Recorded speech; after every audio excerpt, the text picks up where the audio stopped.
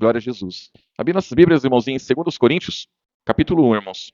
Versículo 3, irmãos. Aqui tem uma promessa e uma garantia, né, irmãos, para cada um de nós. Muito importante. Diz assim, versículo 3: Bendito seja o Deus e Pai de nosso Senhor Jesus Cristo, o Pai das misericórdias e o Deus de toda consolação, que nos consola em toda a nossa tribulação, para que também possamos consolar os que estiverem em alguma tribulação, com a consolação com que nós mesmos somos consolados de Deus. Porque como as aflições de Cristo são abundantes em nós, assim também a nossa consolação sobeja por meio de Cristo. Então o que o apóstolo Paulo está dizendo aqui, irmãos? Ele está dizendo que ele, Apolo e os demais homens que trabalhavam por essa obra, irmãos, eles eram consolados por Deus, né? E essa consolação que eles recebiam de Deus, eles conseguiam consolar os irmãos, consolar outras pessoas. Mas ele diz que essa consolação que eles recebem é em meio às lutas, dificuldades, em meio às tribulações. Então a consolação, ela não vem antes das tribulações, né, irmãos? A consolação, ela vem depois da tribulação. Então, por que ele era consolado? Ele era preso, ele era torturado, ele era espancado, mas aí vinha a consolação de Deus. E ele conseguia consolar os irmãos com a consolação que ele recebia de Deus. E assim também somos nós. Se a gente olhar, irmãos, se a gente olhar para o mundo, as pessoas, elas tocam a vida delas de acordo com o curso do mundo e elas vão enfrentando a luta delas, do jeito delas. E só que chega uma hora, irmãos, chega uma hora que o mundo não consola elas. O mundo não consola elas. E muitas vezes elas se convertem a Cristo e quando elas chegam na igreja, elas estão detonadas, né? Por quê? Porque o diabo usou e abusou e tirou toda a confiança que a pessoa tinha, até mesmo nela própria, né? Então a pessoa ela vem num estado terrível. Essa igreja aqui, irmãos, essa igreja aqui, ela era num estado terrível. Quando o apóstolo Paulo manda essa carta para essa igreja, essa igreja aqui é problemática. Essa igreja aqui, ela, embora tivesse, ele diz em 1 Coríntios, lá no capítulo 1 também, que essa igreja tinha todos os dons. Então ela tinha muitos dons. Mas tinha também muitos problemas. Então imagina que aqui, irmãos, essa igreja tinha problema com prostituição, tinha problema com adultério, tinha problema com dissensão entre os irmãos, facção, tinha tudo aqui, irmãos. Tinha um monte de problema. Mas ele está dizendo, olha, nós recebemos consolação de Deus. Nós servimos o Pai das misericórdias. E essa consolação que nós recebemos, nós passamos adiante. Aí diz aqui, ó, versículo 6, ó. Mas se somos atribulados, é para a vossa consolação e salvação.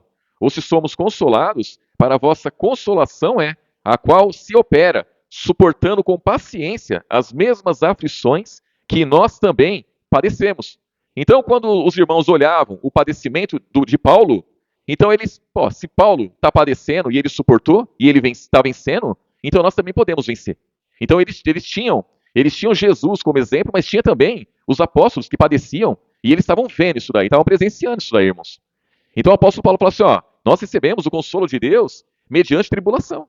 Em meio às tribulações, em meio a prisões, em meio a tudo que enfrentamos, nós recebemos a consolação de Deus. Isso aí é para consolar vocês também. Vocês devem olhar para isso. Vocês devem olhar o sofrimento que nós passamos para vocês também terem paciência, perseverança, para vocês perseverar, né, irmãos? Aí diz aqui, ó, versículo 7, ó. E a nossa esperança acerca de vós é firme, sabendo que, como sois participantes das aflições, assim sereis também da consolação. Porque não queremos, irmãos, que ignoreis a tribulação que nos sobreveio na Ásia, pois que fomos sobremaneira agravados mais do que podíamos suportar, de modo que, tal que até da vida desesperamos, mas já em nós tínhamos a sentença de morte, para que não confiássemos em nós, mas em Deus que ressuscita os mortos. Então, quando ele fala aqui as aflições que sobreveio na Ásia, irmãos, se os irmãos lerem Atos, os irmãos vão ver que eles passaram maus bocados. Em Apocalipse, as 7 cartas, né, às igrejas da Ásia ali mostra a dificuldade daquelas igrejas também, as igrejas da Ásia. Então, a Ásia aqui é um lugar que eles passaram, quando a palavra chegou, foi mediante muita luta, tribulação, perseguição, e o apóstolo Paulo fala assim, olha, até da vida nós desesperamos. Então, nós tínhamos confiança em quê? Na nossa vida? Não, nós tínhamos confiança na ressurreição dos mortos. Porque se morrêssemos ali, sabíamos que iríamos ressuscitar com Cristo. Mas nós não confiamos em nós mesmos, confiamos em Deus, que ressuscita os mortos, né? Então, o que eles passaram lá, irmãos, os irmãos sabiam. Então, Quem via, né? Quem via os apóstolos passando por lutas, tribulações, dificuldades, via que eles também teriam que passar, teriam que enfrentar e iriam vencer. Aí diz aqui, ó, versículo 10, ó, o qual nos livrou de tão grande morte e livrará, em quem esperamos que também nos livrará ainda, ajudando-nos também, vós, com orações por nós, para que pela mercê que por muitas pessoas nos foi feita, por muitas também sejam dadas graças a nosso respeito. Muitas vezes acontece isso mesmo, né, irmãos? As pessoas, elas falam mal do cristão, ela persegue o cristão, mas depois ela acaba vendo, se convertendo e vendo que aquilo, irmãos, é certo, né? Então isso aconteceu com os apóstolos também. Muitos que perseguiam eles acabaram se convertendo e dando graças a Deus por eles. E com a gente não é diferente, irmãos. Então, tudo que nós enfrentamos aqui, nesse mundo, tem um sentido, nada é à toa. Jesus, ele não trabalha em vão, né? Jesus, nada acontece em vão diante de Jesus. Então, se nós estamos nas mãos dele, se nós passamos o que passamos todos os dias, algum sentido tem, irmãos. Não é à toa, né? Não é à toa. A graça dele está derramada sobre nossas vidas e ele vai sempre nos ajudar. 1 Pedro capítulo 1, versículo 3, irmãos. Então nós servimos, irmãos, o Deus de misericórdia, o Pai das misericórdias. Então Jesus, ele é misericordioso, irmãos. Ele não nos dá aquilo que merecemos, irmãos. Ele dá o que é bom para nós. Porque se ele desse o que merecemos, estaremos perdidos. Perdidos. Diz aqui, ó, versículo 3.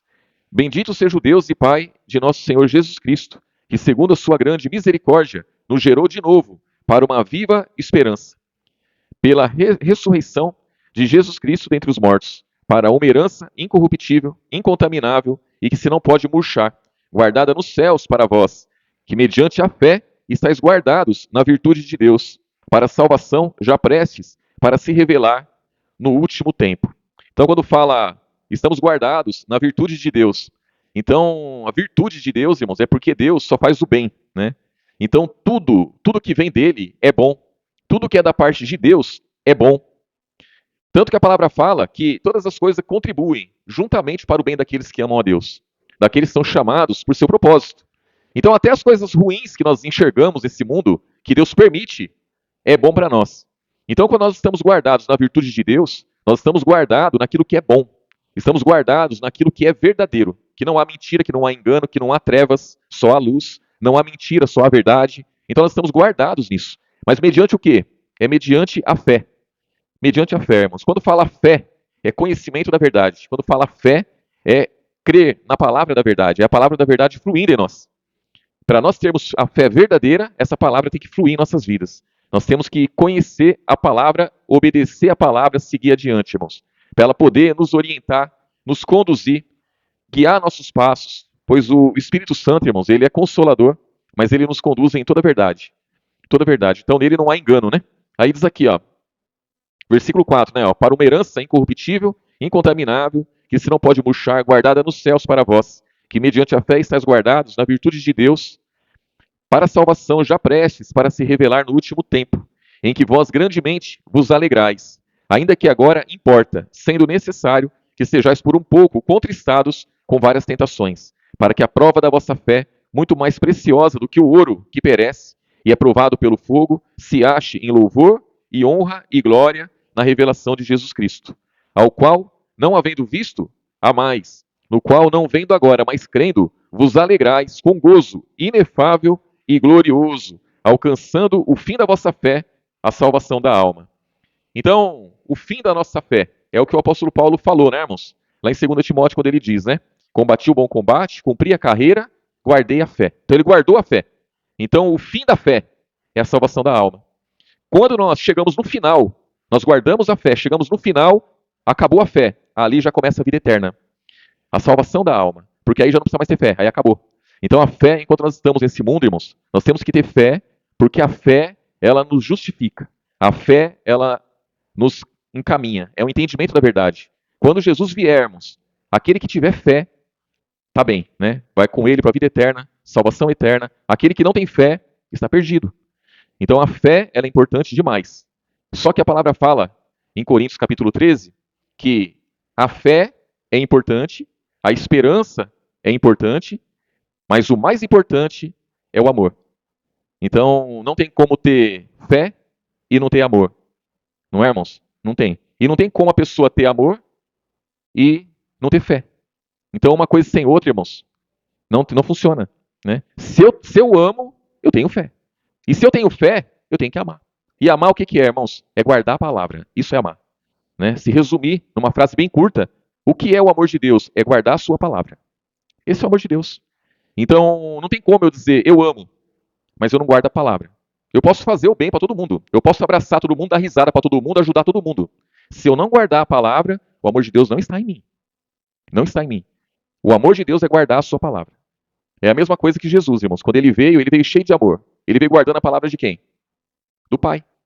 Do Pai. Então, guardar a palavra é o amor estabelecido na vida da pessoa. E aí diz aqui, ó.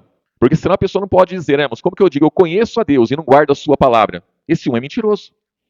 Mas se eu guardo a palavra, o amor de Deus está derramado no meu coração, ó, sobre a minha vida. Está em 1 João, né? Aí diz aqui, ó, versículo 10, irmãos. Da qual salvação inquiriram e trataram diligentemente os profetas que profetizaram da graça que vos foi dada, indagando que tempo, ou que ocasião de tempo, o Espírito de Cristo, que estava neles, indicava anteriormente, testificando os sofrimentos que a Cristo haviam de vir e a glória que se havia de seguir, aos quais foi revelado que não para si mesmo, mas para nós, eles ministravam essas coisas que agora vos foram anunciadas por aqueles que, pelo Espírito Santo enviado do céu, vos pregaram o Evangelho, para as quais coisas os anjos desejam bem atentar. Então, essa palavra que nós temos, irmãos, ela é preciosa, é preciosa. Nós temos essa palavra, os anjos não têm. Então, essa palavra, irmãos, essa palavra, ela é muito poderosa e nós temos que valorizar. Quando a palavra diz que nós temos que nos alegrar, né, irmãos, nos alegrar, seja diante das lutas, seja diante das dificuldades ou diante das vitórias. Nós temos que estar contentes. Por quê, irmãos? Porque o fim disso tudo vai resultar em vida eterna, irmãos, salvação eterna. Eu sei que nesse mundo que nós vivemos, no dia a dia, é difícil a pessoa só se alegrar com a vida eterna, não é, irmãos? Porque o ser humano, ele precisa ver alguma coisa, ele precisa ver alguma coisa, ele precisa ver uma luz no fim do túnel, né, irmãos? Se ele não vê uma luz no fim do túnel, ele desiste de cavar, ele desiste de ir para frente, ele quer voltar para trás. Se ele vê uma luz no fim do túnel, aí ele sofre, ele rasteja, aí ele vai porque ele está vendo uma luz, aí ele sabe que tem uma saída ali. Então ele vai se sacrificar ali, vai sair daquele túnel. Mas se ele não vê uma luz lá no finalzinho, ele quer voltar para trás. E no Evangelho não é diferente, irmãos. Porque a nossa natureza humana, ela não concorda, ela não se conforma com as palavras de Jesus. E as palavras de Jesus, elas são simples. Então ela está falando de salvação eterna. Mas quando se fala em salvação eterna, com todas as lutas que nós temos nesse mundo, com tudo que nós enfrentamos nesse mundo, que um dia acordamos bem, um dia acordamos mal. Um dia estamos felizes com as coisas que acontecem, e quando é no outro dia estamos tristes com as coisas que acontecem também. Um dia estamos com saúde tranquilo, e no outro dia estamos doentes, né? E com tudo isso, irmãos, nós temos que pensar em quê? Pensar em salvação eterna. Temos que pensar em vida eterna com Jesus. E aí que entra, né, irmãos? Que entra o homem, a mulher espiritual. É só assim, não tem jeito, irmãos. Não tem jeito. É a pessoa saber que ela vai ter que enfrentar. Por quê? Porque a prova da nossa fé, a prova da nossa fé, que vai produzir um monte de coisas boas. Mas a nossa fé, ela vai ser provada. Ela vai ser provada e ela tem que ser aprovada, irmãos, todos os dias. É como um aluno que vai para a escola e o professor ensina e vai ter a prova. E vai ter que fazer a prova para mostrar o que aprendeu. Mostrar o que aprendeu, irmãos. E se a nota for boa, fica provado que ele aprendeu. Se a nota for ruim, fica provado que ele não aprendeu nada. Assim também é o cristão. Nós ouvimos a palavra, nós passamos pela prova. As dificuldades que nós enfrentamos é a prova. As lutas é a prova. A tentação que vem contra nós é a prova. E quando nós passamos por essa prova, aí fica destacado ali o nosso entendimento. Como está a nossa fé? Então, quando eu venço uma tribulação, fica provado ali que a minha fé está crescendo. Quando eu sou derrotado diante daquela tribulação, fica provado que a minha fé está diminuindo. Ou ela está paralisada e não pode. A nossa fé tem que aumentar a cada dia. A palavra fala que a nossa fé, irmãos, ela é como um grão de mostarda. Que ela é a menor das sementes e se torna a maior das hortaliças. Então a minha fé, a fé dos irmãos tem que ser como um grão de mostarda. Não é do tamanho do grão de mostarda, mas como um grão de mostarda, que é pequenininho e cresce, né? E tem que crescer, mas ela cresce diante da prova. E prova é o que mais tem, irmãos. O que mais tem. É como nós lidamos com as coisas, né? No dia a dia, como nós lidamos com os problemas. É como nós enfrentamos os problemas. Nós enfrentamos os problemas de pé, enfrentamos os problemas caídos, enfrentamos os problemas dando um passo para trás, olhando para trás. Como que é que nós enfrentamos os problemas? É aí que vai ser definida a nossa fé. E se nós guardarmos a fé até no último dia, a recompensa é certa, irmãos. A recompensa é certa. Existem coisas que nós temos que guardar até o último dia. A palavra fala de fé, a palavra fala de esperança, que a esperança é o capacete que nós temos. E uma pessoa sem o capacete, irmãos, ela tá desprotegida. Com o capacete, está protegida. Por que a esperança é o capacete? Porque quando eu tenho esperança, vem as lutas, e o que prevalece é o quê? É a minha esperança. Ah, a situação hoje está difícil, mas espera lá, as promessas de Jesus são boas. Então eu vou me firmar nas promessas dele. Ele diz que ele vai me dar a vitória. Se ele vai me dar a vitória, então eu vou confiar, eu vou crer. E as lutas, elas passam. Irmãos, a palavra fala que se nós resistirmos ao diabo, o que ele faz, irmãos? Ele foge. Resistir ao diabo e ele fugirá de vós. Então temos que resistir. O que é resistir? Resistir é não se sujeitar a ele. Resistir é não ouvir a sua voz. Resiste ele e ele foge.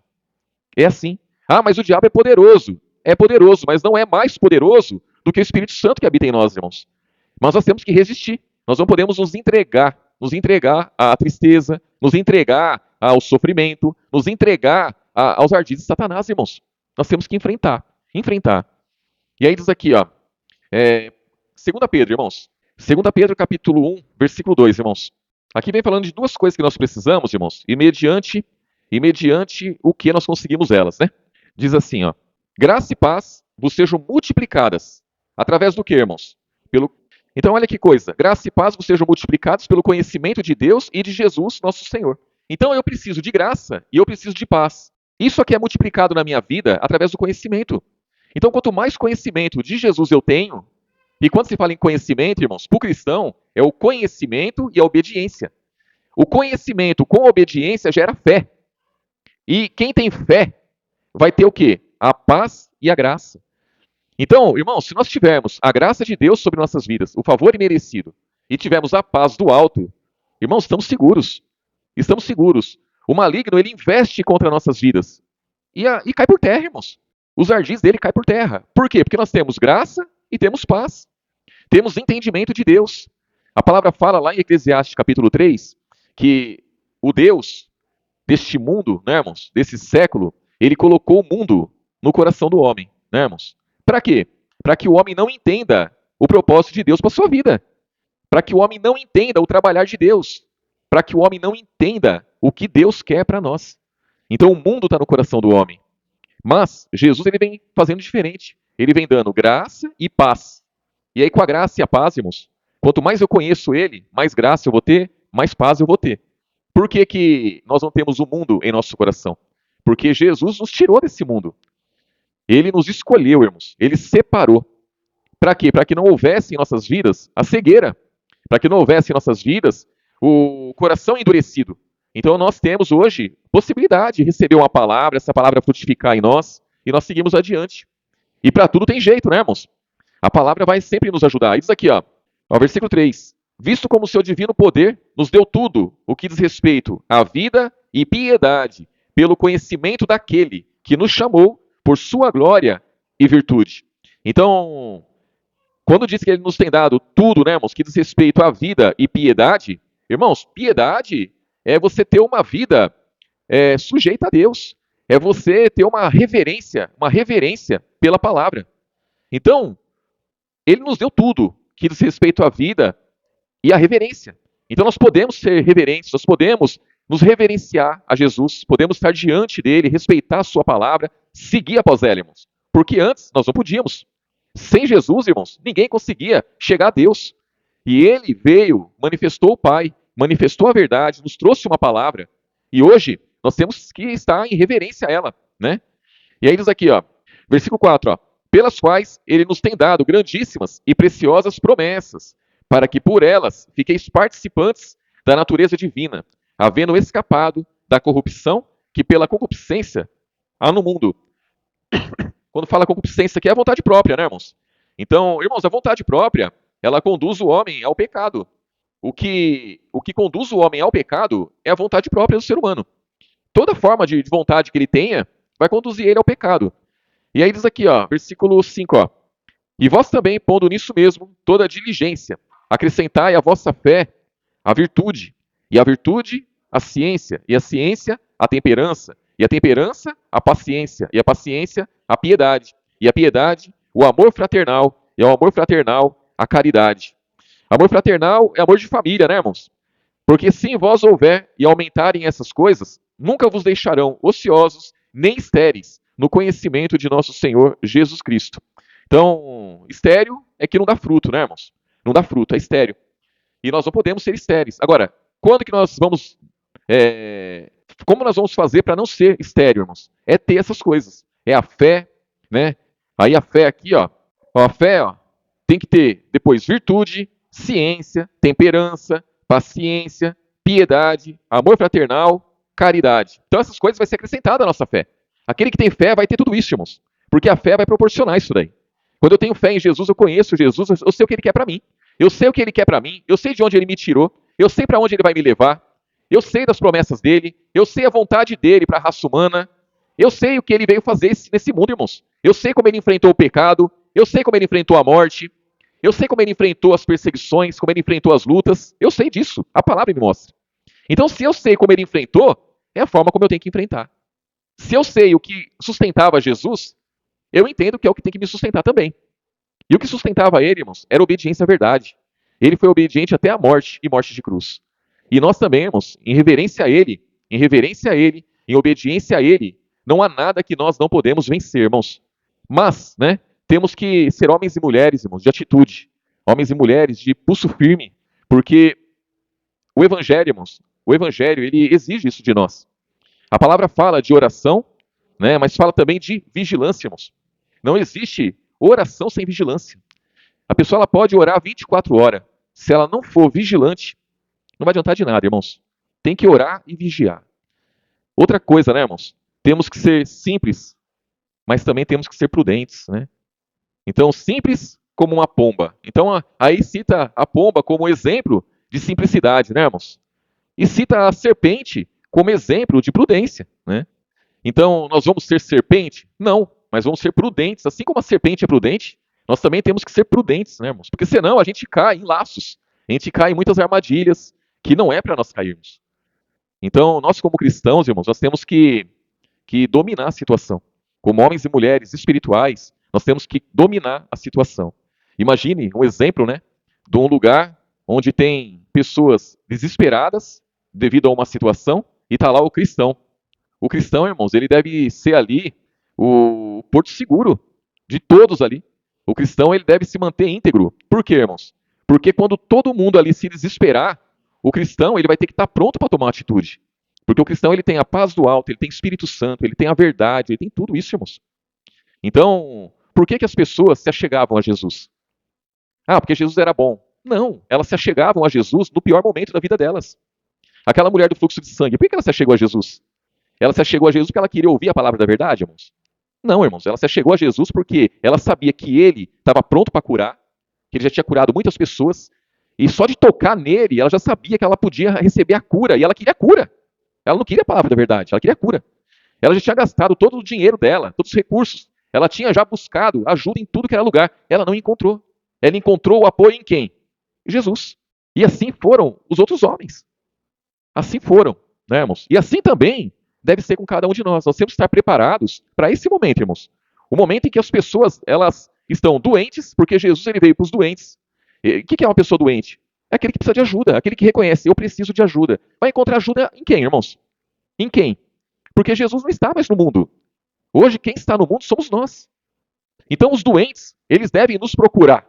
Mas quando eles estiverem doentes, realmente. Porque muitas vezes nós procuramos as pessoas no momento em que elas estão sãs. E a pessoa sã, irmãos, ela está querendo usufruir. Imagina aquela mulher do fluxo de sangue, se ela estivesse cheia de saúde, talvez ela estivesse com a família dela, curtindo. Mas não, ali ela já tinha perdido a família, tinha perdido a saúde, tinha perdido tudo já. Então ela procurou aquele que podia ajudar. E ela encontrou. E com a gente não é diferente, irmãos. Então o cristão, ele tem que dominar a situação. E ele tem que estar preparado para isso. Então nós temos que nos preparar a cada dia. Porque vai chegar a hora, irmãos, que Jesus, ele vai enviar pessoas para quem? Ele vai enviar pessoas para a igreja dele. uma igreja fortalecida, uma igreja contente, uma igreja alegre, uma igreja sustentada pela palavra, uma igreja que está pronta para ajudar os doentes. É assim que funciona, irmãos. Então, quando a palavra fala, né, que lá em João capítulo 13, versículo 34, que se amarmos uns aos outros, assim como ele nos ama, todos conhecerão que somos discípulos dele. Imagine que uma pessoa ela quer Jesus, ela vai procurar quem? Os discípulos de Jesus.